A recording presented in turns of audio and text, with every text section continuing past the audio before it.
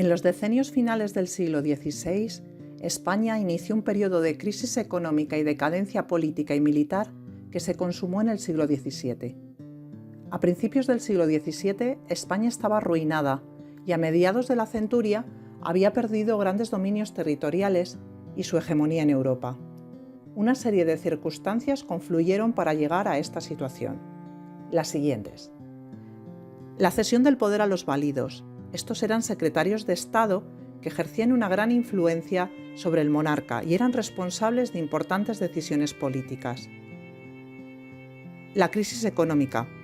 Las guerras de finales del reinado de Felipe II y los constantes conflictos posteriores causaron graves problemas financieros y contribuyeron a la quiebra del Estado consumido por las deudas con los bancos extranjeros. La presión fiscal, la inflación, las malas cosechas y el estancamiento de la producción acrecentaron la miseria y el desempleo, lo que generó revueltas y disturbios populares. La despoblación. Las epidemias de peste provocaron un notable descenso demográfico. Paralelamente, se produjo una emigración hacia las ciudades, lo que incrementó el número de pobres, mendigos y delincuentes. La improductividad y la corrupción. La nobleza continuó como una clase improductiva y ociosa, que vivía en el lujo y el despilfarro, y gozaba de múltiples privilegios. La corrupción y la inmoralidad cundieron entre los grupos de poder. El reforzamiento religioso y la reafirmación del tradicionalismo. La monarquía garantizó la aplicación de los principios de la Contrarreforma, difundidos a través de las universidades, los colegios, la predicación y la edición de libros. La Inquisición controlaba todas las manifestaciones culturales y los valores religiosos impregnaron el arte de la época.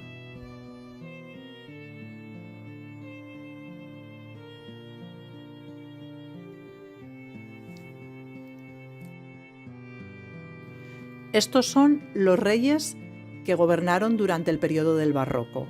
Son los Austrias menores, Felipe III, Felipe IV y Carlos II. En la línea de abajo tendréis los válidos que gobernaron junto a ellos.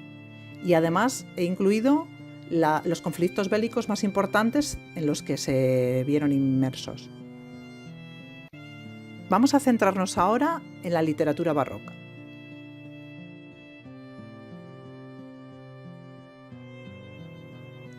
El término barroco tuvo en su origen un carácter peyorativo, pero finalmente ha sido, en general, adoptado para definir el conjunto de rasgos propios de la cultura de gran parte del siglo XVII.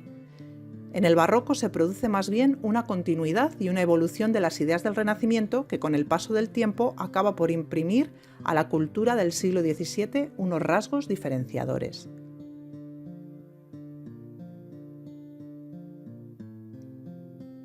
Los rasgos característicos del barroco son los siguientes: el desengaño, la idea de la muerte,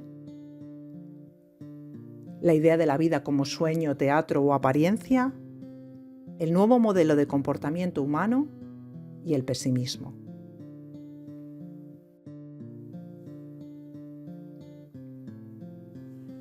El desengaño es la idea barroca por excelencia. Frente al idealismo y al optimismo renacentista, domina ahora una concepción negativa del mundo que aparece ahora como caos, desorden y confusión.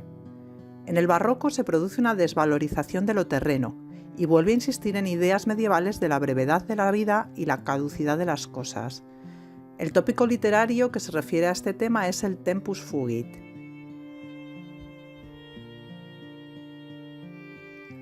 La idea de la muerte. La vida está presidida por la línea de la muerte. Vivir es solo un breve tránsito entre la cuna y la sepultura, título de una obra de Quevedo. El tiempo lo destruye todo, y por tanto, todo es vanidad. Los tópicos literarios relacionados con esta idea de la muerte serán el memento mori, recuerda que vas a morir, vanitas vanitatum, vanidad de vanidades, y quotidie morimur, que significa morir cada día. La idea de la vida como sueño, teatro, apariencia. La realidad solo es ilusión y apariencia. La vida es sueño, el mundo es un gran teatro donde cada uno debe desempeñar su papel. Los tópicos literarios serían vita tanquam somnis y teatrum mundi.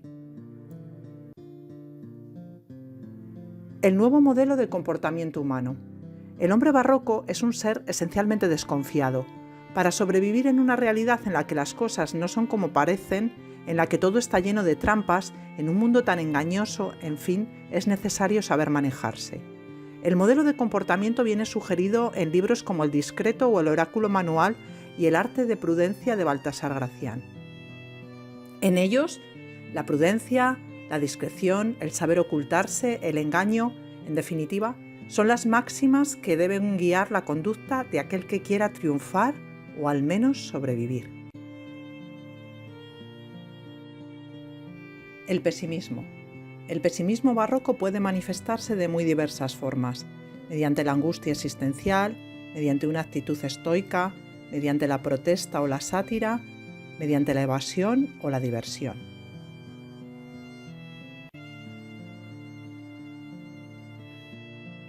La estética barroca.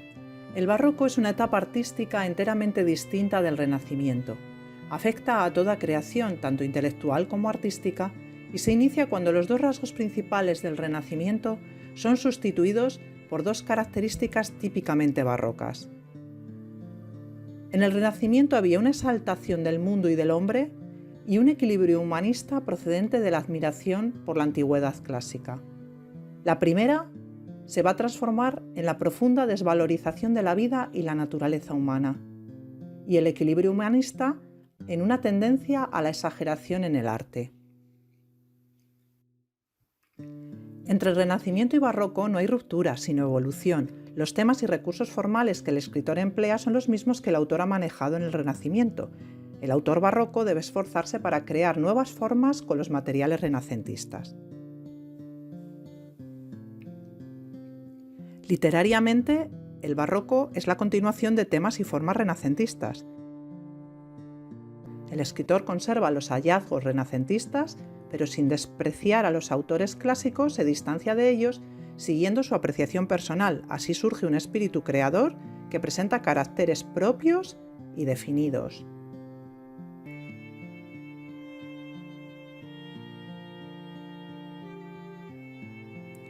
Busca lo nuevo, lo original, lo sorprendente, para excitar la sensibilidad y la inteligencia del lector. Utiliza para ello brillantes imágenes, novedades estilísticas, ideas ingeniosas, o se sirve de lo pintoresco, lo grotesco y hasta lo hiperbólico.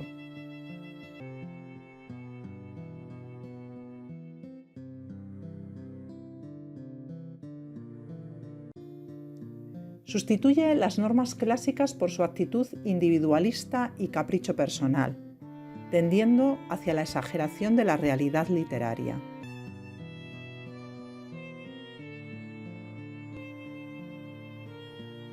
Esta búsqueda de lo original provoca una tendencia a la artificiosidad y la complicación.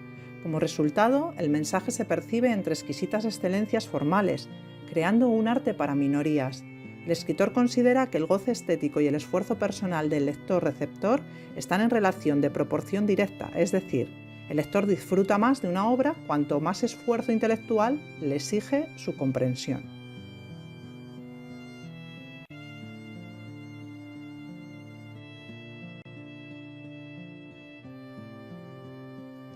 La ausencia de normas genera una visión unilateral de la realidad, que es idealizada hasta la belleza absoluta o deformada hasta el embellecimiento degradante.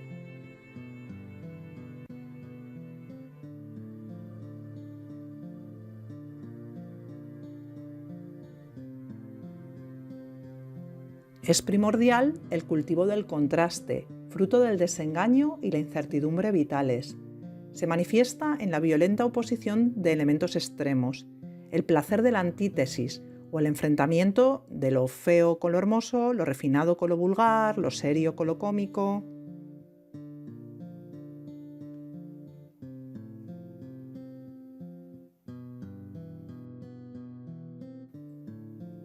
La concepción del mundo como mudanza e incesante cambio produce en el arte literario dinamismo y movilidad. Su realización formal se aprecia esencialmente en abundante subordinación, hipérbatón, elipsis o violentos encabalgamientos métricos.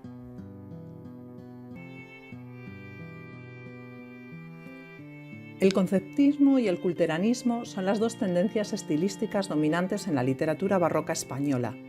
No se trata de movimientos opuestos, pese a los duros enfrentamientos personales de sus defensores, sino que forman parte de una sensibilidad estética general que persigue la originalidad y pretende admirar al lector.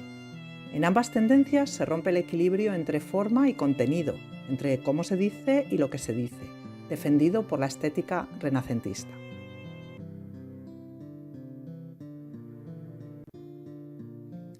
Góngora y Quevedo son los autores que representan la cabeza de ambos movimientos, y en estas letrillas que aparecen ahora podéis ver su enfrentamiento personal.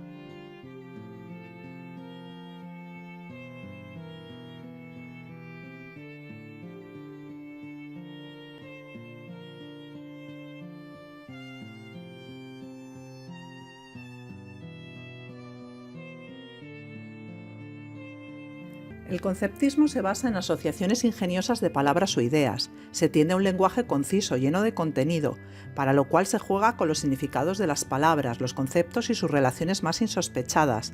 Los recursos más frecuentes son la antítesis, la paradoja, la condensación textual, las hipérboles, los equívocos y disemias, la combinación de diversas acepciones de un mismo vocablo. Los autores conceptistas más notables fueron Francisco de Quevedo y Baltasar Gracián. Esto es un ejemplo de texto conceptista.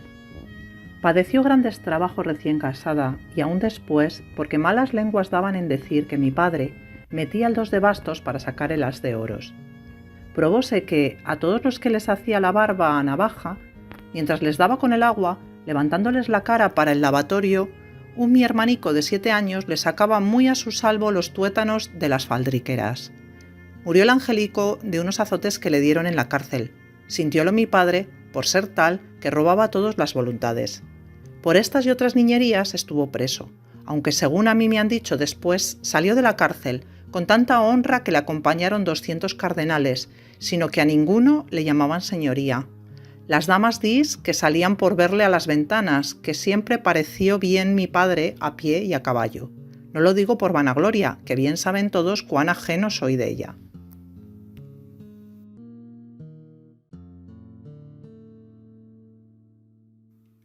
El culteranismo busca ante todo la belleza formal. Sobresale la ornamentación exuberante. Los temas suelen ser triviales, pero se utiliza un estilo esplendoroso que busca llamar la atención sobre el lenguaje mismo. Los recursos más frecuentes son las metáforas audaces, sinécdoques, metonimias, perífrasis, hipérboles, imágenes brillantes, voces sonoras, procedimientos que buscan la musicalidad del verso, aliteraciones, paronomasias, palabras esdrújulas. La sintaxis se complica con giros latinos, violentos hipérbatos, exagerados encabalgamientos. El vocabulario debe ser originalísimo, incorpora numerosos cultismos de procedencia latina y selecciona los términos por su colorido y suntuosidad. El principal representante del culteranismo es Luis de Góngora y sus seguidores.